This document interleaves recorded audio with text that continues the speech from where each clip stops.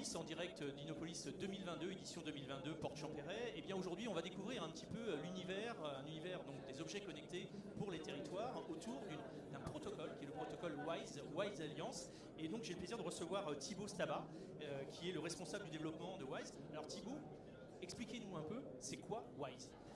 WISE, c'est avant tout une alliance, bien sûr, comme vous l'avez dit. C'est une alliance donc, sous loi de 1901. Le but, c'est non lucratif, c'est de promouvoir le protocole WISE. Le protocole WISE, c'est en gros un protocole qui a été déployé par de grands partenaires en fait, industriels, essentiellement Suez et GRDF au démarrage. On est sur en fait un réseau qui couvre aujourd'hui 80% de la population française et du territoire et qui connecte 16 millions de compteurs d'eau et de gaz. Donc on pourrait se dire mais pourquoi en parler maintenant alors qu'on a des réseaux qui sont bien plus connus en LP1. Voilà, tout simplement parce que derrière il y avait une vérité industrielle.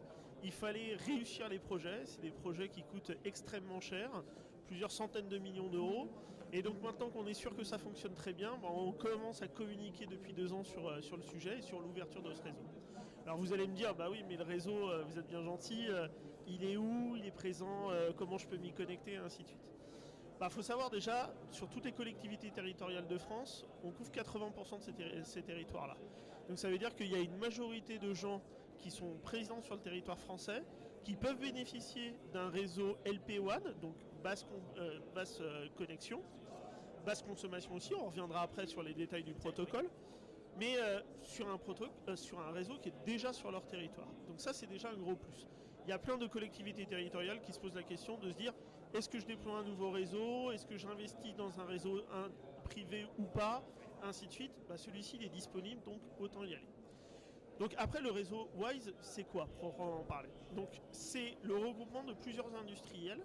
Donc l'Alliance WISE, c'est plusieurs industriels qui sont regroupés autour d'un protocole pour faire la promotion de ça. À l'origine, c'est trois fondateurs. Vous avez 2 énergéticiens.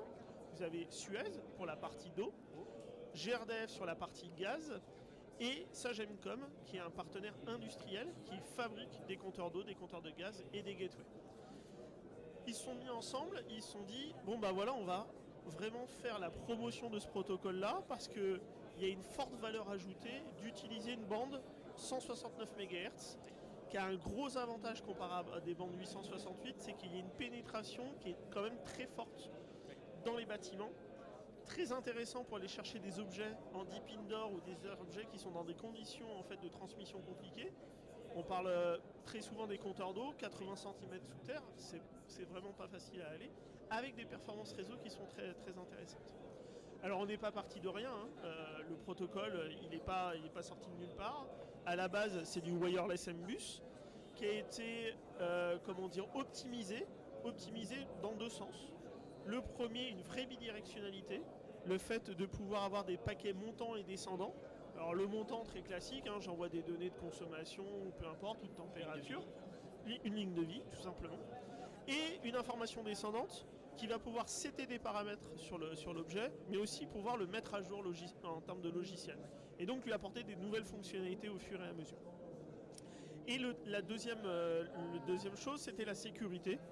La sécurité en fait est omniprésente dans notre vie actuelle. Et donc il était très important de pouvoir protéger ce protocole. Et donc là il y a de l'EAS 128, voire 258, qui est embarqué dans les produits. Donc aujourd'hui, c'est un protocole qui fonctionne très bien. Je vous ai dit, 16 millions d'objets connectés, voilà. Et puis on est en train d'ouvrir le sujet, de se dire les collectivités territoriales doivent bénéficier de ce réseau-là. On a une multitude de partenaires qui sont en train de créer des capteurs de température, d'hygrométrie, mais on en reviendra avec un cap pratique sur l'éclairage public. Et donc c'est de se dire, on reste ouvert, venez nous voir, posez vos questions, vos interrogations, et puis avec différents partenaires, on pourra vous dire comment avancer. Alors justement, on voit l'émergence des solutions des objets connectés, puisqu'on parlait de Smart City il y a à peu près 5-6 ans. Aujourd'hui, on parle de territoire intelligent, mais à l'aube de la Smart City, où c'était avant tout des moyens technologiques, il est vrai que depuis toutes les grandes villes, principalement, on n'a plus de télérelève des compteurs. Ces compteurs sont des télérelèves automatiques, donc on sait qu'on peut s'appuyer sur une infrastructure fiable. Alors justement, quelle était un peu la démarche je dirais, d'une collectivité, le choix d'une collectivité pour partir sur, cette typologie qui était quand même à l'origine un peu propriétaire puisqu'elle était réservée à des acteurs. Donc le fait de l'ouvrir par la Wise Alliance devient intéressant pour pouvoir rassurer des grands opérateurs des objets connectés. Alors comment vous avez procédé pour ouvrir ce protocole qui était un protocole un peu fermé au départ? Oui, alors c'est un protocole quand même qui est fermé dans sa connaissance. En fait, il n'est pas vraiment connu du grand public, mais il est quand même très ouvert parce qu'en fait, il est normalisé. Il est ouvert en termes d'utilisation. La fréquence est complètement ouverte, donc c'est-à-dire pas de licence pour payer pour pouvoir communiquer sur ce réseau-là. Pas de licence aussi en lien avec les technologies de puce, comme avec certaines autres technologies. Mais il était certes peu connu et du coup légèrement fermé.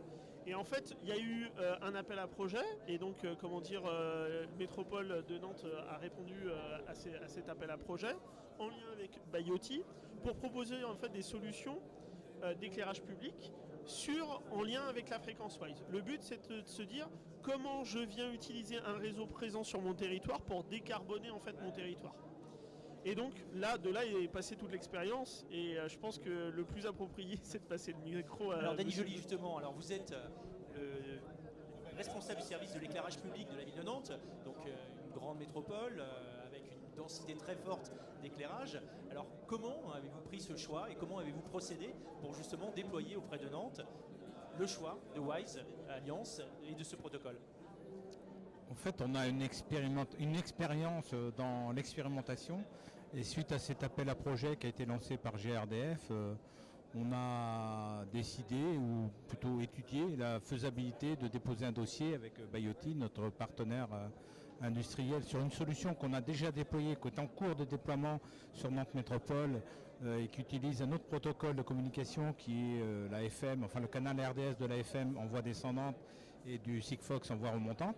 Donc on est en cours de déploiement et cet appel à projet nous a donné aussi la possibilité d'explorer le potentiel de Wise qui a d'autres atouts que les solutions que nous avons déjà retenues, c'est-à-dire cette profondeur de signal qui peut aller assez profond dans certaines installations. Et on s'est appuyé sur un dispositif qui existe à Nantes Métropole, qui est le Nantes City Lab, qui permet à des porteurs de projets d'expérimenter à l'échelle 1, en situation réelle, des expérimentations. Et donc on a choisi de travailler avec Bioty. Et Bioty est le porteur de projet avec Wise. Et il va y avoir tout un travail de définition de protocole. Laurent Michel qui est ici va en parler un peu plus en détail après. Il est vrai qu'aujourd'hui on adresse avec le système en place plus de 2000 armoires de commandes. On a 95 000 points lumineux, une puissance assez importante et une consommation d'électricité qui baisse avec le déploiement des luminaires LED, mais qui est encore importante, et avec la crise énergétique, on voit qu'il y a des enjeux encore beaucoup plus importants. Donc il est concevable maintenant, il est même pertinent, même nécessaire, je dirais, de pouvoir gérer au plus juste la consommation d'électricité liée à l'éclairage public. Il est clair qu'aujourd'hui l'éclairage public est un facteur important puisque c'est 20-30% des coûts de consommation d'énergie des territoires. Donc bien évidemment on parle de rénovation urbaine en simplifiant, en plaçant les ampoules AP40 par de l'éclairage LED. Le meilleur moyen d'économiser de l'énergie, c'est de couper la lumière. Mais par contre il y a aussi un service citoyen. Donc comment on peut faire cohabiter justement ce besoin naissant, ce besoin renforcé d'économiser de l'énergie, d'avoir une vision un petit peu long terme, avec justement un service à valeur ajoutée? Eh bien, c'est d'éclairer, c'est l'adage un peu de l'AFE, de l'Association française de l'éclairage, qui dit éclairer juste. Donc c'est éclairer quand il faut, comme il faut, là où il faut. Et ça, on s'y emploie de plus en plus et les technologies nous aident de plus en plus à atteindre cet objectif-là. Et l'avènement des LED, la gestion électronique, l'adaptation des niveaux photométriques en fonction des usages, donc avec des capteurs de présence, des capteurs d'hygrométrie, des capteurs de vent aussi, ça peut aider à optimiser le fonctionnement de l'éclairage sans aller jusqu'à la coupure. Même si parfois, dans certains secteurs, il est vrai que la coupure est peut-être la solution, puisque il est quand même assez idiot d'éclairer quand il n'y a personne. Voilà, c'est ça. C'est un peu les solutions. Un grand acteur chez vous, le groupe Lacroix électronique en termes d'éclairage, qui aussi présente ces solutions, parce que je crois qu'ils sont très présents sur Nantes.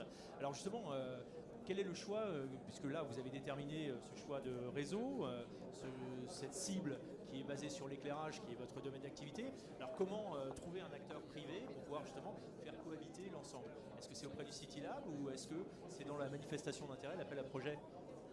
Alors la rencontre entre Bayotti et puis notre service s'est faite de manière assez fortuite. On a échangé sur nos métiers réciproques. Moi c'était l'éclairage bien entendu et Laurent c'était plus la partie communication, réseau, radio. Et de là, en exposant mes problématiques de pilotage de l'éclairage, c'est là que Laurent a pu proposer une solution, enfin travailler une solution, et qu'on a proposé de l'expérimenter dans le cadre du Nantes City Lab. C'est comme ça qu'on s'est rencontrés, même en faisant un appel à manifestation d'intérêt ou un appel d'offres.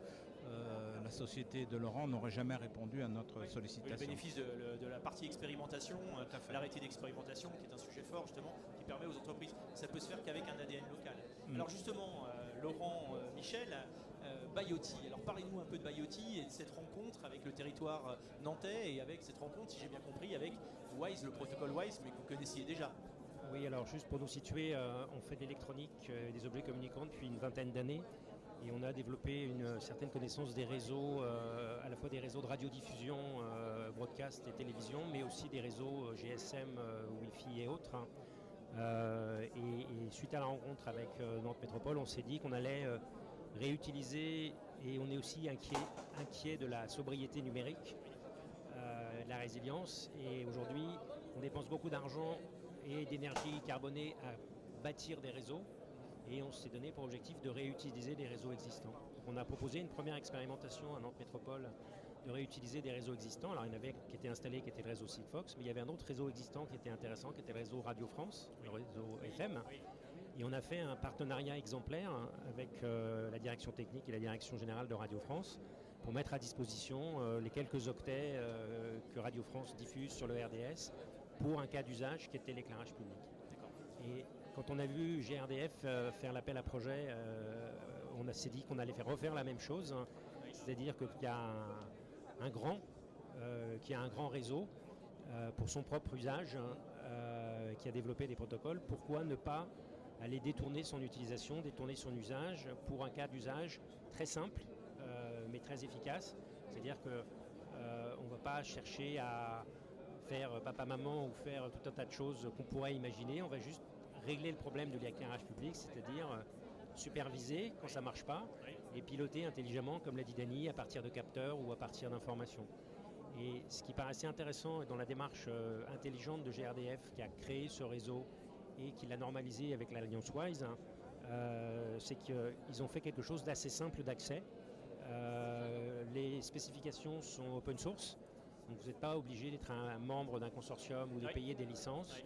Le hardware qui a été développé sous licence GRDF, alors vous m'arrêtez Thibaut si j'ai des bêtises, mais est open source.